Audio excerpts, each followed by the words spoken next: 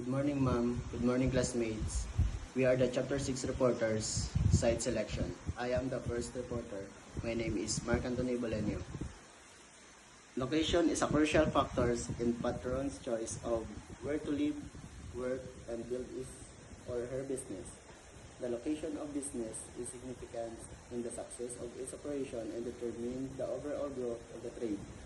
The choice of the site provides the necessary platforms to launch the brand or the facility or to validate and sustain their existing trademark. The consideration in setting up facilities for the industry or hospitality and tourism involves several processes and considerations. Objectives.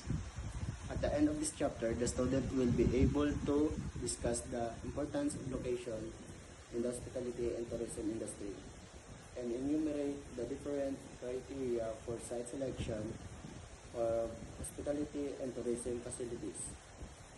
Contents. Location theory is a driving factor in economic growth.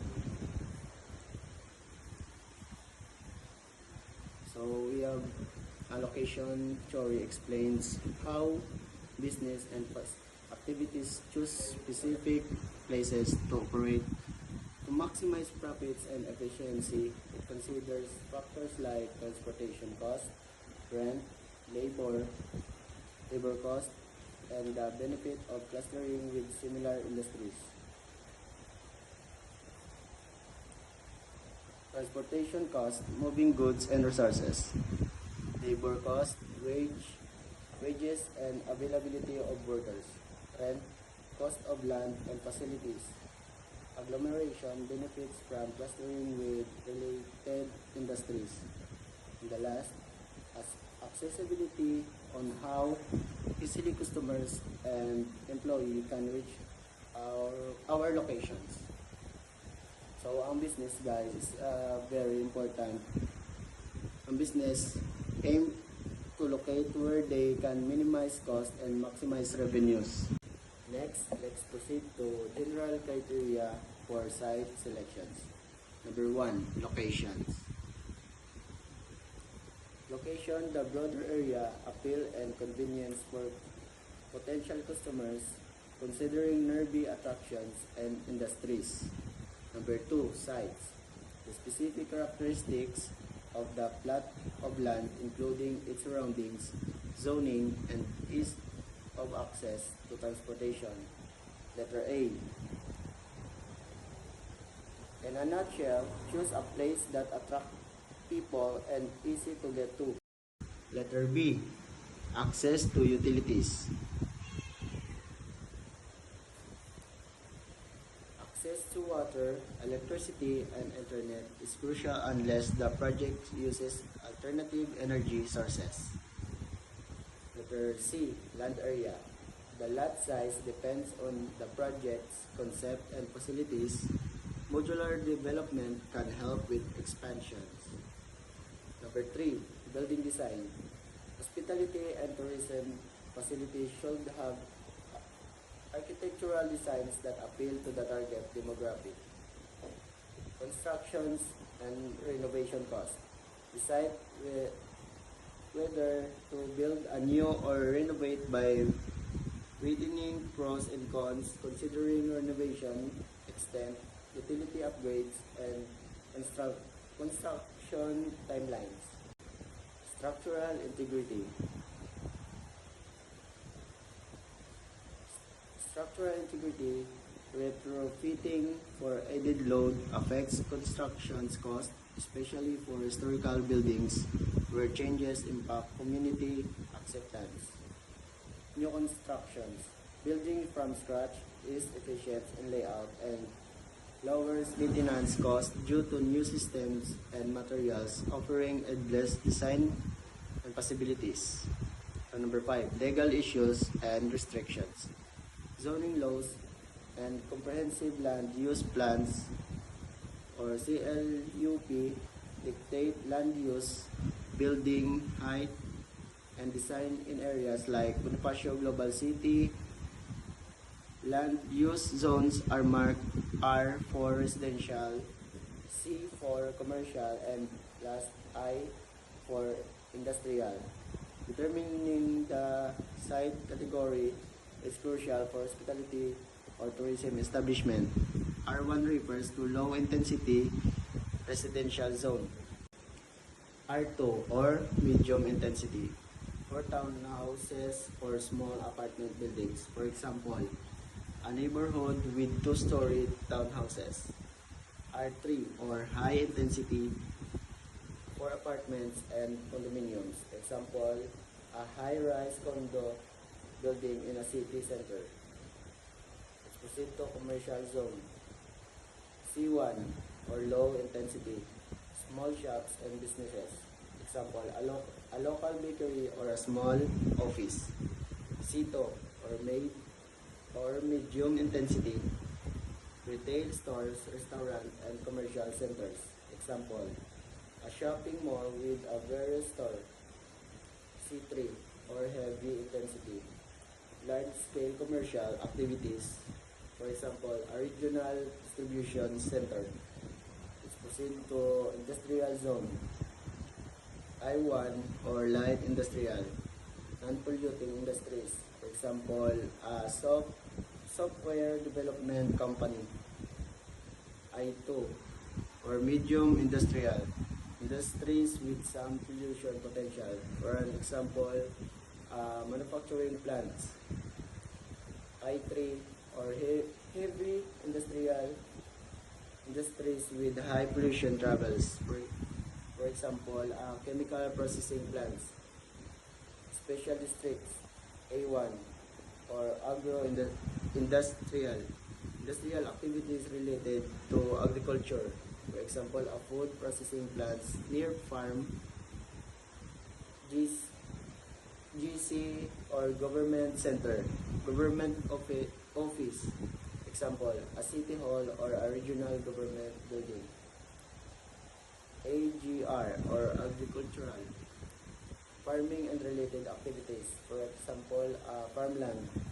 C, cultural, museums, galleries, and cultural centers. For example, a museum districts or historical landmark.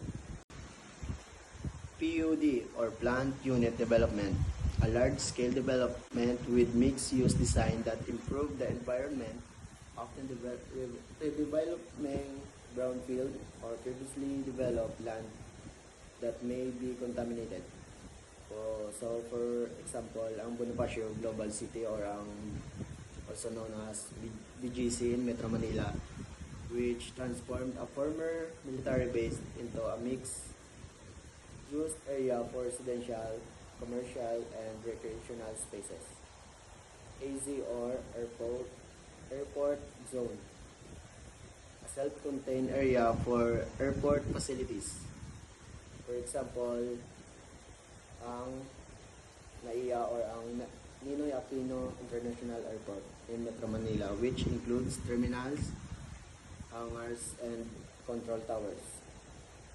Distance restrictions, establishments selling alcohol, cigarettes, or tobacco, or those catering to gambling must be at least 200 meters away from schools or churches. Example, mga casino, dapat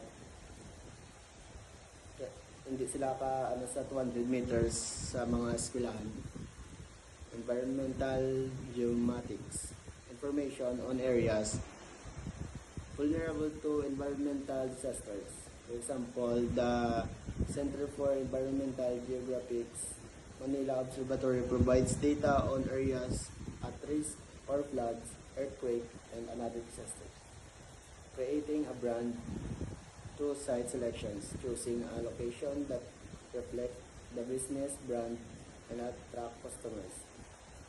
For example, sinekong ng mga luxury hotels, we choose a location with stunning views and high-end amenities to match its brand. So next, I am the second reporter of Chapter 6, which is site selection. I am Joshua Bolante. Site criteria by major sectors of the hospitality and tourism industry. Accommodation and lodging. So, accommodation and lodging, to make it short, this is a place where naga-provide sang shelter kag services. For examples, are hotels, resort, or even mga temporary housing. It really emphasize living or galib as temporary residence. A. Hotels. Since we all know what hotels are providing accommodations, meals kag iban pa nga service for travelers and tourists. Next is letter B. So when we say resort hotel, it's different sa pure hotel lang. It's because resort hotel is hindi always or kalabanan located sa natural sources like ang beaches, lakes, and mountains. But it depends on the hotel goals. Kay may ara man nga resort hotels that like mixing relaxation with business that make it more profitable and tourist attraction. Letter C. Bed and breakfast are usually gina-accommodate sa family. It's because some of the facilities, or example is the bathroom is shared, kung baga hindi lang isa ang gagamit for the whole gid mo na nga kalabanan for family did ang facilities and accommodations. And also the breakfast is the only available nga ginaserve kag kalabanan sini is hindi kalakihan. In other words, gamay lang gid ang area. Letter D. Condotel is also a residential building operated as hotel wherein gina-allow ang mga individual unit owners to rent in a short term accommodation, and also may services man nga gina-offer ang hotel like room service, but obviously may bayad. Number 3, food and beverage is one of the important components in hospitality management, meaning hotels offer service that typically offer variety of dining option to cater to different taste and preference. Like for example is the foods, and also ga cater man ang hotels for the guest, like nagapa-specified kung what type of food ang iserve sa iya. For example, is a guest with dietary needs or vegetarian. Letter A, fast food. So fast food concessionaires are mostly located in high density areas such as inside malls and near offices, schools, and zones with heavy foot and vehicular traffic.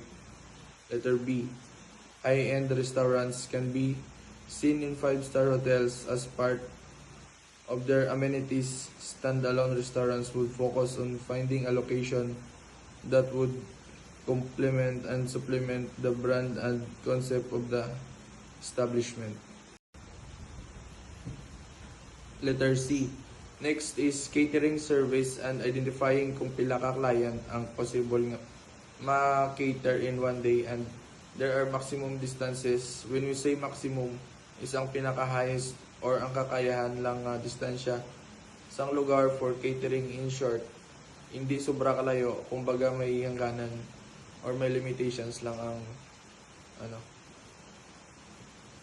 Number 4, travel and tourism offices. So the main point is that travel agencies and tourism office are strategically located where they can best serve travelers and tourism. Number 5, entertainment and recreation. In identifying the site for entertainment and recreation, it is important to identify the kind of operation. When choosing a location for entertainment and recreation business, it's important to identify the place kung pila ang kalapadan nga ma-occupy. But the most important is the customers, how it will attract customer. This requires careful consideration of business type, local demographics, foot traffic, competitions, legal regulation, and available utilities. So last, Likert scale for site selection. Francis Likert, a social psychologist, proposed the use of points to develop a rating scale. The Likert scale is used to measure conditions to aid the decision making by identifying criteria and assigning a rate.